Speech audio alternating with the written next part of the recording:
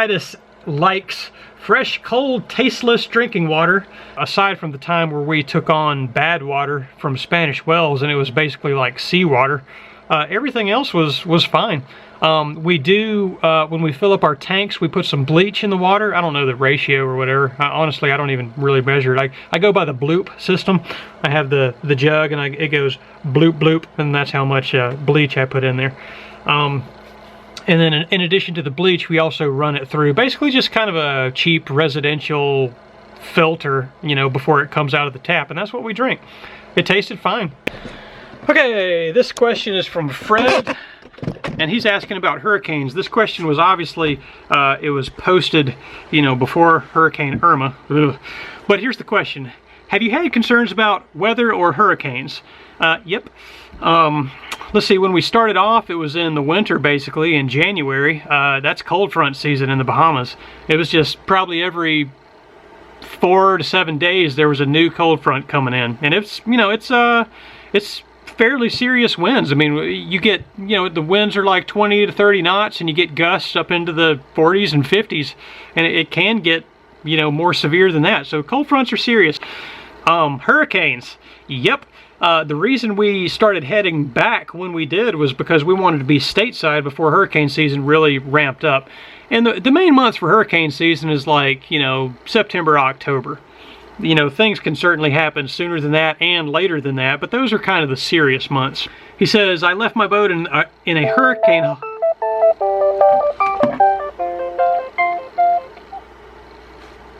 Hello? Hey. Here, we're actually doing the Q&A videos right now. Say hello to everybody.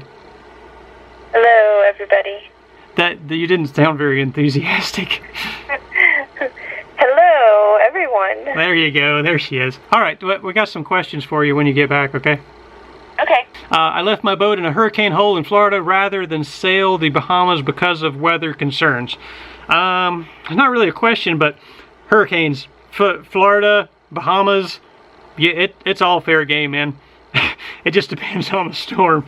I mean, this season, as you know, I mean, this was, gosh, Harvey, Irma, Maria. I think those were the 3 major ones this season. This was a wicked hurricane season. So, man, if you're in the Bahamas, if you're in the islands or in Florida, there's no perfectly safe place. Pete, let's see, how long are you awesome people planning to stay in the Bahamas and where to next? Peter, sorry, this is answering your question late, but we're back. We're not in the Bahamas anymore. We were in the Bahamas for 6 months. We spent 3 months going from Annapolis to Miami, and then we spent 6 months in the Bahamas. Where to next is either Abaco or Caribbean, depending on how our timeline ends up shaking down in the next couple months. Okay, from Jeff Christensen, who does the editing? That would be me. What cameras do you use? Well, I use this one, which is a Canon G7X. I also use a GoPro from time to time for really just underwater footage. Let's see, what editing program do we use? I use ScreenFlow. It's exclusive to Mac, which, you know, that's kind of dumb, but it's capable software. It runs good, it's stable, and the price is right. It's $50 for a lifetime license, so that's what I use, ScreenFlow for Mac. Hope that helps. Thanks, Jeff. Okay, the next one is for Tambi. We're going to skip that one and move down from one to this one from Misty. It is for me. It says, what is your plan if a hurricane should come your way? Well, I do this. I'm just kidding. I'll probably cut that out. Yeah, it's so case by case. If your boat's in the water, you know, you just prep it up as best you can, minimize windage, put as many fenders out as you can, double up your lines, put chafe protection everywhere you can. But if you're actively traveling, it's an ongoing thing. You have to always know where your next hurricane hole is and where the hurricane hole you're leaving, so that, you know, if the weather does turn, you know, you've got plans, and you need a plan A and you need a plan B. You need to always have your boat prepped, I think, for, you know, the worst. Try to keep your water tanks always topped off and have plenty of food in case you need to just deviate from your current plan and go immediately into hurricane mode, which could have you bunkering down for, you know, a week or more. You know, staying stocked up would be a part of that. And realize all the stuff I'm talking about, it's just kind of, this isn't practiced knowledge. This is just kind of, if we were down there, you know, in the islands through hurricane season, that's kind of how you have to think. You have to kind of act like a hurricane is coming next week all of the time, so that you're not caught off guard, you know, when the hurricane does actually come, because they're coming. And there's no way of knowing, you know, how severe they're going to be, or when they're going to come, or which direction they're going to go when they do come. You just have to kind of be prepared for a lot of different scenarios. Yep, hope that helps. Thanks, Misty. Okay, would you rather be traveling on the sailboat, going to the beach and swimming and having fun and doing that stuff, or would you rather be at home with your bed and your toys and stuff like that? Like, which one do you like better? Probably the sailboat. Yeah, they're probably both good in their own ways, right? Mm-hmm. Yeah, but you like going on the adventures? Yeah. Okay. Yeah. I was hoping you'd give that answer. Okay, cool. There you go, Florida sailor. David from Sailing Daddy. Are you guys planning to continue sailing? Yep. I leave summer of 2018 and would love to meet you guys. Make it happen. He says, I have binge watched all of your episodes since I found you 2 days ago. If you have watched all of our episodes over the course of the last 48 hours, it blows me away that you still want to see us. I used to binge watch sailing videos, so it's actually really cool and humbling to have people out there that would do the same for our silly sailing videos. Thanks a bunch, David. Chippy asks, if you had to do it over, would you buy the Endeavour 32 again? Yeah. I mean, if we were at that same point in time, you know, a year and a half ago or whatever it was, yeah, I would absolutely buy it again. It is a great boat for 3 people to do coastal cruising or, you know, island hopping on, or to go further. I would not call it a blue water boat by any means, but for cruising the islands or island hopping or coastal cruising, excellent boat. How did you determine what to offer the seller? What I do, and it's the same thing I do for any boat, the asking price to me, it's a tool, but it really doesn't mean much else for that. It helps me kind of gauge how realistic the seller is, just to kind of help paint a picture of you know, what the seller is thinking a little bit, but beyond that it doesn't mean anything. I make whatever offer makes the most sense to me. You know, I figure out, you know, I look at the boat, I look at, you know, all the gear that's on it, I look at the work that it needs, and, you know, I've got a number in my head. I fire off that offer, and, you know, I just, that's it. That offer may be, you know, 10% of the asking price of the boat, but it doesn't matter. You just, you know, whatever offer makes the most sense to you, you make that offer. If you're looking at boats that are in the range of the market that we were looking at, you know, value is a very, very subjective thing. It's not like there's, you know, it's not like having comps, you know, comparable sales in real estate. You know, this used boat market, talking about boats that were built in the 70s and 80s and stuff like that, it's kind of a crapshoot. Just you know, you size it up, you make whatever offer makes the most sense to you, and you might be very surprised. You know, the seller will take your offer. You know, that's my method to figuring an offer. Is the boat large enough for you guys? Yeah, it is. For the Bahamas, it's fine. It's a little tight sometimes, you know, but as long as you're not just completely packed full of gear, it's really not that bad. How long did it take to travel the entire ICW, and how much does it cost to make the trip? Okay, it took us 3 months to make the ICW trip. We took our time. We were exploring. We were checking out all these cool destinations. I mean, that was part of the adventure for us. We really enjoyed the ICW. It was 99%, you know, a motorboat ride. Very, very little sailing, but we liked the ICW. It took us 3 months. I think the trip was like 1,118 miles or something like that from Norfolk to Miami, maybe. I'm not positive on those endpoints or that exact number, but you know, roughly 1,100 miles, I think. And he says, how much does it cost to make this trip? That number will vary wildly depending on, you know, your boat, and if you're in a sailboat or a trawler, or you know, your engine size and all that stuff. Our engine burns about half a gallon an hour, going about 6.5 knots. You might be able to kind of extrapolate a number on that. Half a gallon an hour at 6 knots, and the trip was 1,100 miles, I think. You can probably come up with some kind of estimate off of that, but this is coming from Lynn Troost.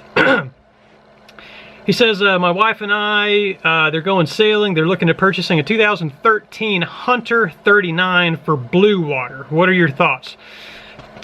To me, listen, I've got 1 year of sailing experience, and it's on an Endeavour 32 in the ICW and in the Bahamas.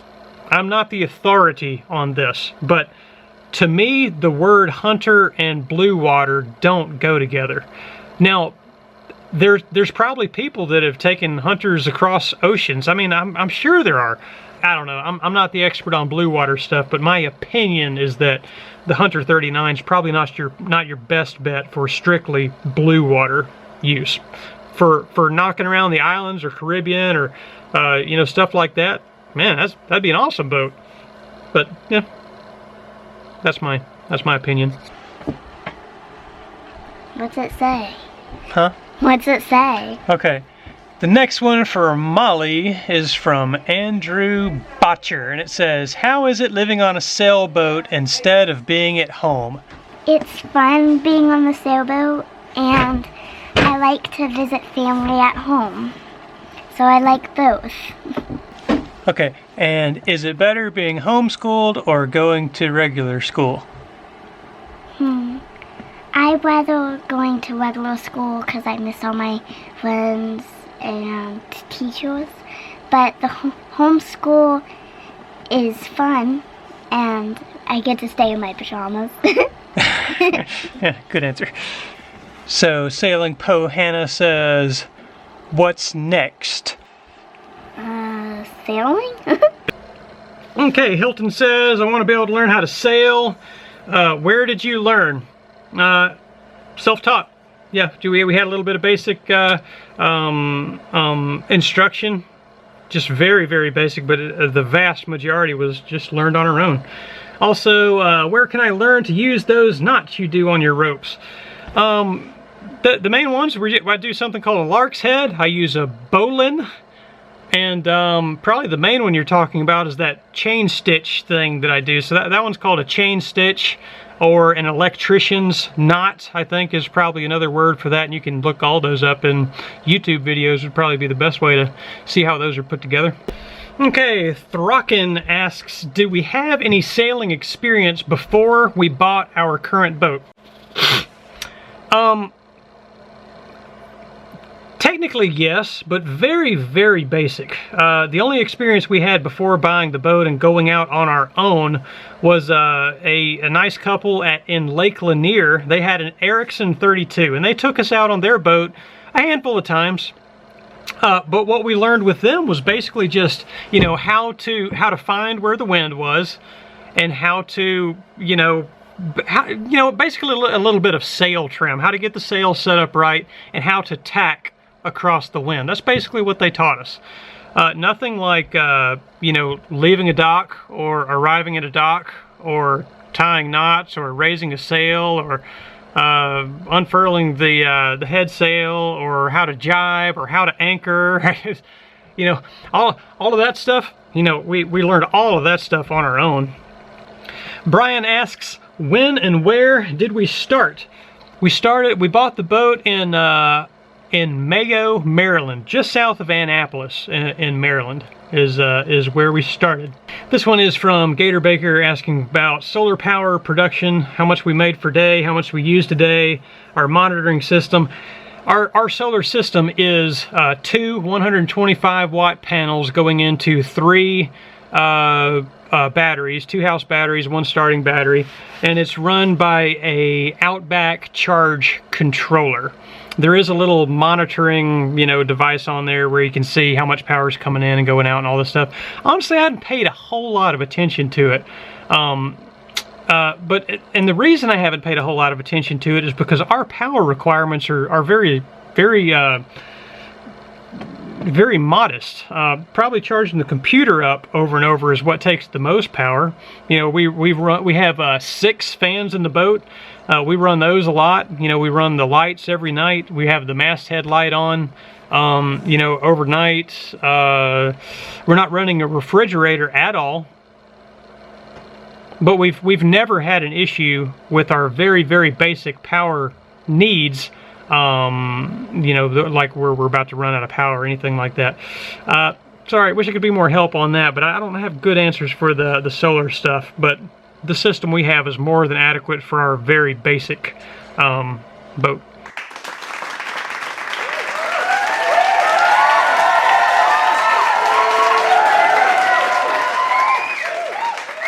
Ready to answer some questions? Sure.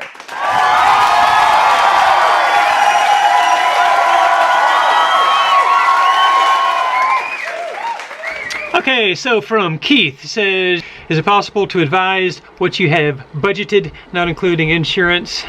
We budgeted for about $600 to $700 a month. We stayed pretty much within our budget. Some months we spent more than the $700. Some months we spent less than our $600. It was about $700 or $800, right? Usually? Yeah. Yeah, okay.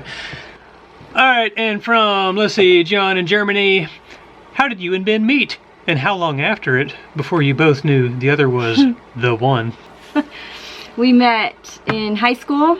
We started dating a year after high school. I guess I knew probably about 6 months in that he was the one that I wanted to spend my life with. Mm-hmm. Alright, Gabriel, what subjects do you boat school Molly in when you're at sea? And will you enroll her in local school, basically, while we're back home? When I was trying to decide how I wanted to do boat school, homeschool, I decided to do a program called Abeka. They give you everything that you need to homeschool. So, and our state regulations say that we have to do math, science, social studies, language, and reading. So that was part of the Abeka program that we got. And we are continuing to homeschool while we are on land. And the Abeka it's all printed off in books and stuff. Yes. Because it's not online because we didn't know if we were going to have internet for sure or not. Right. Yep. They send everything to us in a little packet. Yep. Did we get any? Okay, from Sandra to Tambi, did you get any specific immunizations for this trip? Ben and I did not. When Molly was born, we didn't have any immunizations done with her. Just a personal choice. We didn't want to inject her with that when she was a newborn, so we waited as long as possible. We did get her the immunizations that are recommended for everyone before we left. But no, we didn't do anything specific for the trip to the Bahamas. Is there any that she doesn't have now, or does she have the full range at this point? She still has a couple boosters that would need to happen. Like some of them you have to get more than one step. She still has a couple boosters, like her chickenpox needs to be updated. Yeah. But. Okay. Let's see, Tambi. Okay, from Dave Santos. Thank you, my dear.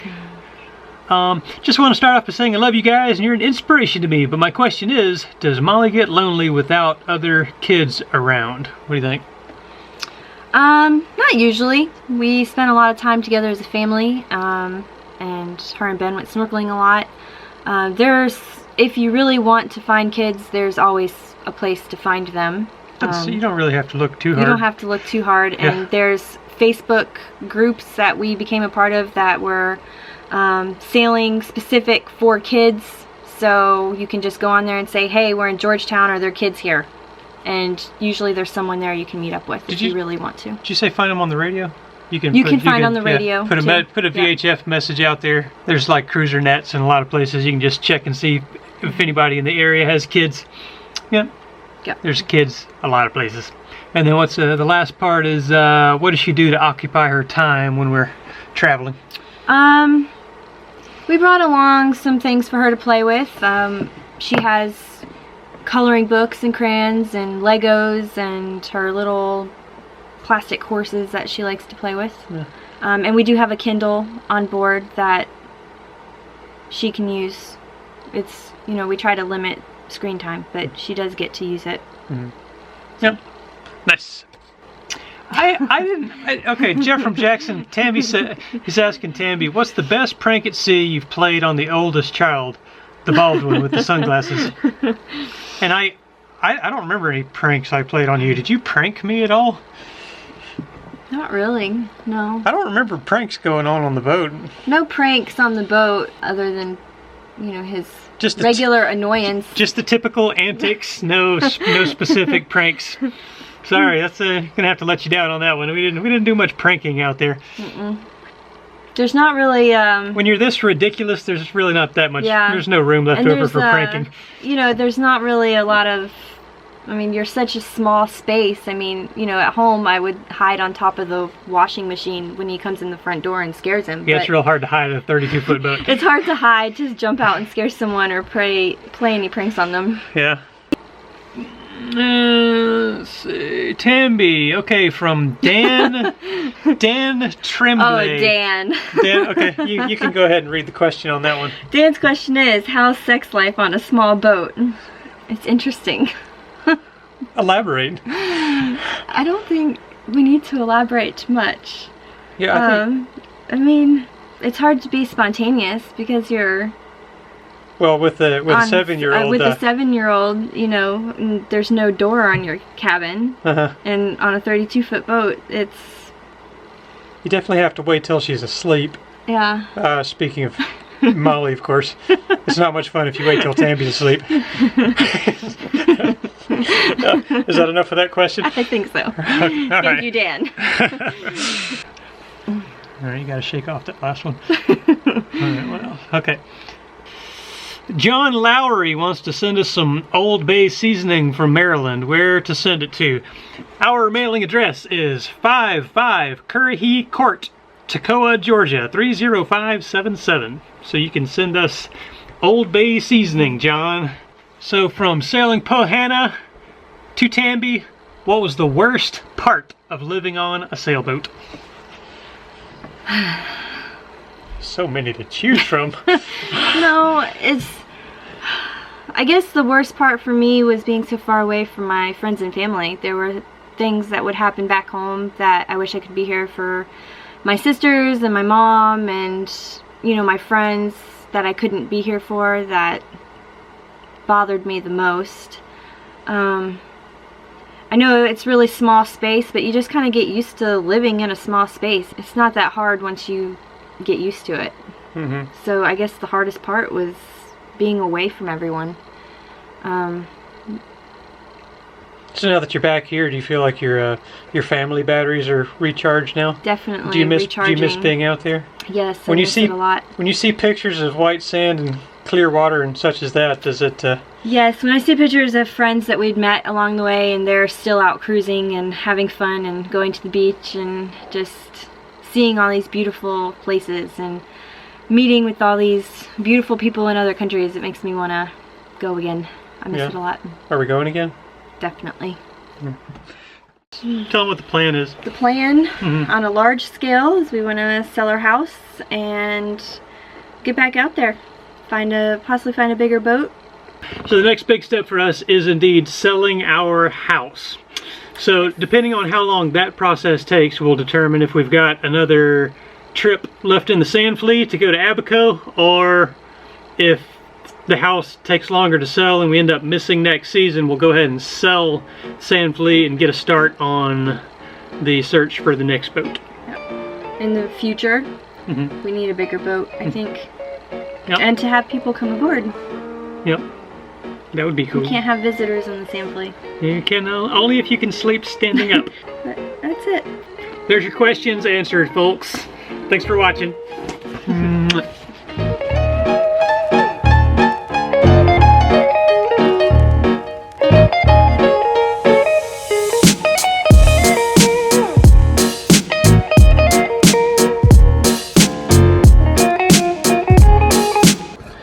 Okay, Molly, this question is from somebody that has not been, and it's for you. And the question is your daddy a good skipper? It is you, Daddy. No, hang on a minute. But listen, just answer the question. Is Daddy a good skipper? I don't know who wrote that, but people want to know. Yes, you are, but you wrote it, Daddy. Yeah, Molly, it says. I watched you. Oh well, I guess that is irrefutable evidence, isn't it? But you are. Yeah. Okay. Well, thank you. And let's see, the very last question on here by William Wallace says, William Wallace? Do you consider Ben to be a skillful and thorough lover? Was that you? Of course you are. I wouldn't be married to you if you weren't.